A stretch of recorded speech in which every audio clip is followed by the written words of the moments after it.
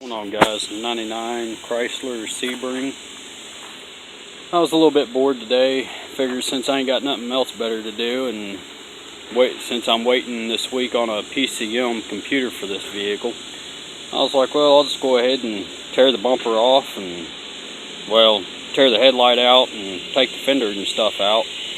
I think I've got this fender in some of my other videos, what it looked like previous and before I even started on this. But this fender was badly creased. It was badly dented, really bad. But I think what y'all are seeing right through there, where it looks like it might be some low spots, I'm thinking that might be just part of the paint. Probably heavy in some areas, because I know I've wiped it down a few times, but I can't feel no dents in it. Everything's smooth, everything's good. I mean, I've went over it with my hand a couple times. Everything turned out really smooth, so I'm hoping everything will turn out once I paint it. But that bottom piece right here, all along there, was kind of creased in a little bit, dented in, but got all that hammered out with some dollies and my body hammers. So that all turned out really nice. I started out with an 80 grit sandpaper and everything to just get down to the bare metal on this vehicle. Wiped everything down, and I took and used vinegar water, because it had some rust up here and everything, so I used a little bit of vinegar water, and it cleaned up all that rust and everything off. Thanks to my friend Pete on YouTube. So that was a big help. Didn't have to spend a whole lot of money today on it. Just had some stuff laying around the house, so that was pretty cool. And then after I got through with all that stuff, I went ahead and started filling it with some body filler. Used about 2 coats on it. Sanded it down with some fluorescent paint, just for some, just to spray on there, and to make sure that I didn't have any highs and lows. But everything sanded down really even. Everything was really good.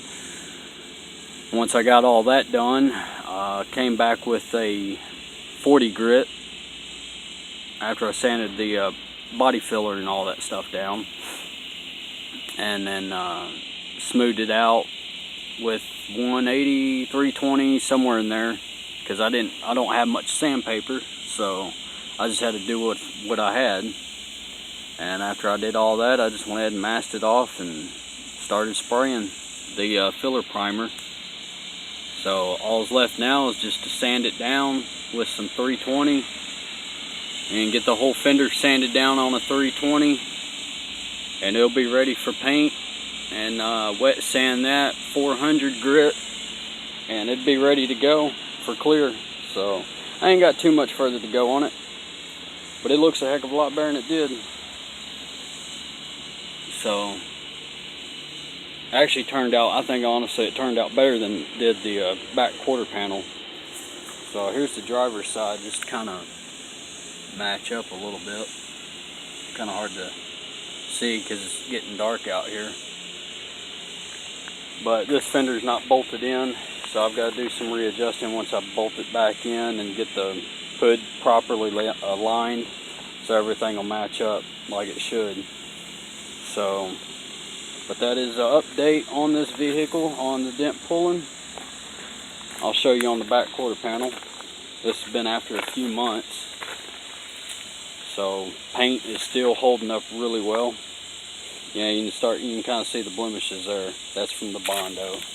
It needs to be sanded back down, but I'm not going to worry about it, because honestly, it's a lot better shape than what it was when I first got this vehicle. So I'm not going to be too worried about that. There's a dent in the door, which I've mentioned in a couple other videos. I'm not even going to worry about the dent.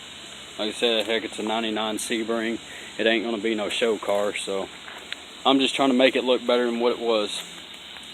And like I said, I'm waiting on the PCM Friday, getting it ordered, and later on get some headlights put in it, and new front bumper, some fog lights in this thing, getting the top done, and getting the windows regulators with the motors and stuff put in this vehicle. So other than that, everything's gonna be good on it, and hopefully I can get this thing sold. When everything's done, I'm asking about $6,000 for it. Everything with the motor, everything's pretty much been replaced in the motor, so the motor runs strong. I mean, it's got a dang good strong motor in it. Runs something like a dang top. There ain't no oil leaks, don't smoke, you know, so ride's good. Oh yeah, I'm probably getting some upper and lower control arms also to put on this thing too, because if you look, they're kind of, well, I had to pull the fender off, but I keep forgetting about that. But anyway, the ball joint on it's kind of busted, so that's going to get replaced. And I'm not going to wrestle with trying to push in freaking ball joints. I ain't messing with all that. Just unbolt the control arm and put the new control arm in, be good to go. So I'm just ready to get this thing back up on the road, get it driving, and get it sold. And hopefully this car make somebody a happy person.